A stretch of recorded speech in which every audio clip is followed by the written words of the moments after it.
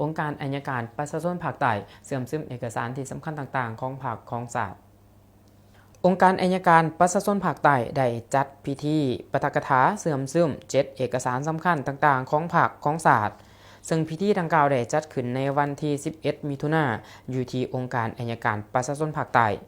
ให้เกียรติเข้าร่วมของทานขันธวีวิไลศักดิ์เลขาหน่วยภาคหัวหน้าองค์การอัยการประชาชนภาคใต้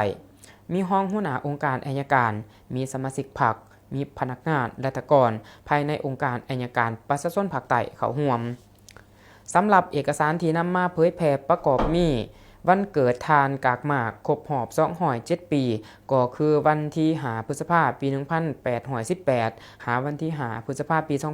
2025เอกสารวันชัยชนะของโซเวียตเหนือฟาสซิสต์เยอรมันในสงครามโลกครั้งที่2ครบรอบ80 ปีก็คือวันที่9พฤษภาคมปี1945หาวันที่9พฤษภาคมปี2025วันเกิดประธานโฮจิมินห์ครบรอบ130 ปีก็คือวันที่19พฤษภาคมปี1890หาวันที่19พฤษภาคมปี2025วันเกิดทานเจเกวาราครบรอบ97 ปีก็คือวันที่14มิถุนายนปี1928หาวันที่14มิถุนายนปี2025วันชัยชนะบั่นโฮบเดียนเบียนฟูครบรอบ71 ปีก็คือวันที่7พฤษภาคมปี1954หาวันที่7พฤษภาคมปี2025เอกสารการพาวงปิดหลอมของกองพันที่2วิลส้นธงไหหินแขวงเสียงขวางครบรอบ66 ปีก็คือวันที่18พฤษภาคมปี1959หาวันที่18พฤษภาคมปี2025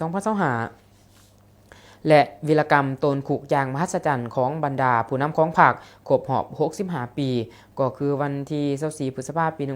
1960หาวันที่24พฤษภาคมปี2025จุดประสงค์ของการปาฐกถาก็เพื่อแนะใส่ให้พนักงานและตกรได้รับรู้เข้าใจอย่างลึกซึ้งเกี่ยวกับเนื้อในสำคัญของแต่ละเอกสารเฉพาะแมนประวัติความเป็นมาการเติบใหญ่ขยายตัวในแต่ละระยะการมีบทบาทสำคัญในการต่อสู้เพื่อความเสมอภาคของสังคมการพัฒนาเศรษฐกิจสังคมที่มีความเข้มแข็ง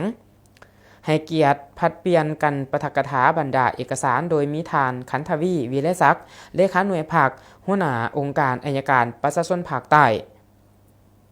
ทานสุริยันต์ไส้มนตรีห้องเลขาหน่วยภาคห้องหัวหน้าองค์การอัยการประชาชนภาคใต้และทานบัวสอนสุขห้องหัวหน้าองค์การอัยการประชาชนภาคใต้